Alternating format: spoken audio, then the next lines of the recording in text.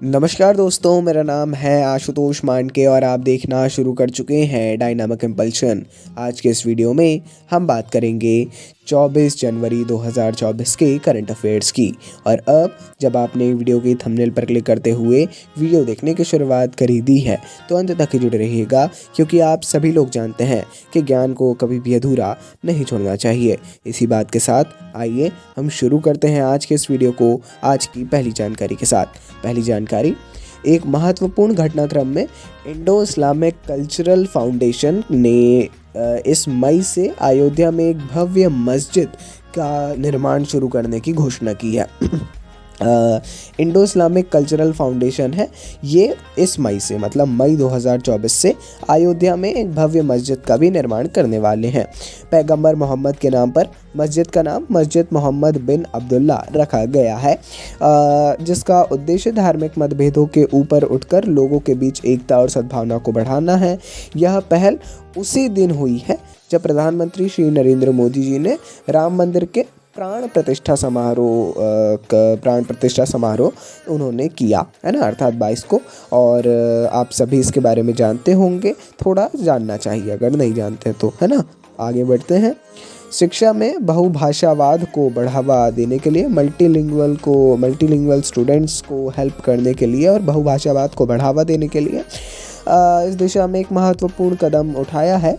केंद्र सरकार ने एक आर्टिफिशियल इंटेलिजेंस आधारित प्लेटफॉर्म अनुवादिनी ऐप है, एक अनुवादिनी, इसको पेश किया है ना।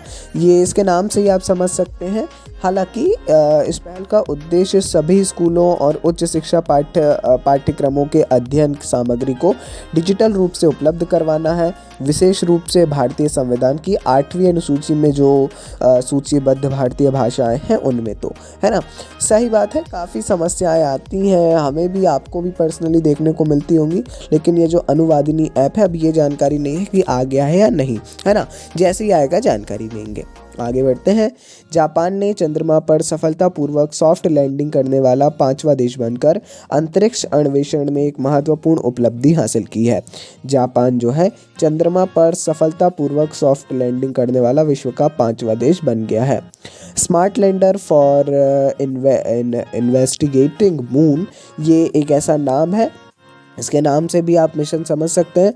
सटीक तकनीक का उपयोग करके चंद्र भूमध्य रेखा के दक्षिणी में सियोली क्रेटर के पास उतरा, जिसने इससे किसी भी पिछले मिशन की तुलना में अपने लक्ष्य स्थल के करीब उतरने की अनुमति दी।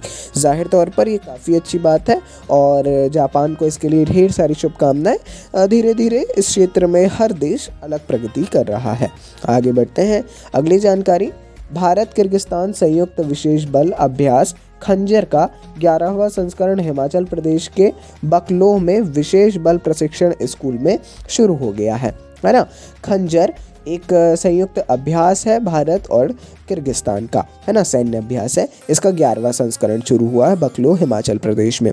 22 जनवरी से 3 फरवरी 2024 तक होने वाला यह वार्षिक कार्यक्रम सहयोग को बढ़ावा देने और दोनों देशों के बीच विशेष बलों की क्षमताओं को बढ़ाने के लिए एक महत्वपूर्ण मंच बन गया है। जाहिर तौर पर जब भी कोई भी, आपको ध्यान रखना चाहिए, विशेष अभ्यास होता है तो उसका उद्देश्य अधिकतम यही होता है, सहयोग को बढ़ावा देना। और अभ्यास का मतलब आप सभी लोग समझते हैं, एक्सरसाइज है, और अभ्यास किस लिए आवश्यक होता है ना। आइए आगे बढ़ते हैं। अगली जानकारी, और ये शायद अंतिम जानकारी है। उत्तर प्रदेश की योगी सरकार ने 2 प्रतिष्ठित हस्तियों, प्रख्यात वैज्ञानिक डॉक्टर ऋतु और प्रसिद्ध उद्यमी नवीन, है ना, इन दोनों को प्रतिष्ठित यूपी गौरव सम्मान, उत्तर प्रदेश गौरव सम्मान पुरस्कार की घोषणा की है। ये वाकई में काफ़ी बड़ी बात है। हालांकि डॉक्टर ऋतु और नवीन कुछ समय से चर्चा में तो बने हुए हैं और काफ़ी इनके कार्य भी उत्कृष्ट हैं। जाहिर तौर पर अगर किसी को गौरव पुरस्कार मिल रहा है, गौरव सम्मान मिल रहा है किसी राज्य का, तो काफ़ी बड़ी बात है उनके लिए, है ना। इनके बारे में बता पाना, लिख पाना यहाँ कठिन है, बताएंगे तो थोड़ा सा वीडियो बड़ा हो जाएगा। दोनों ने अपने क्षेत्रों में काफ़ी अच्छे कार्य किए हैं, है ना। और दोनों को अलग अलग जो है ये पुरस्कार मिलने वाले हैं। ज़रूर इस बारे में आपको देखना चाहिए, ज़रूर इन दोनों के बारे में अलग अलग आपको पढ़ना चाहिए, है ना। चलिए, ये थी आज के इस वीडियो की अंतिम जानकारी। मिलते हैं अगले वीडियो में ऐसी जानकारियों के साथ। जुड़े रहिए। नमस्कार। Dynamic impulsion.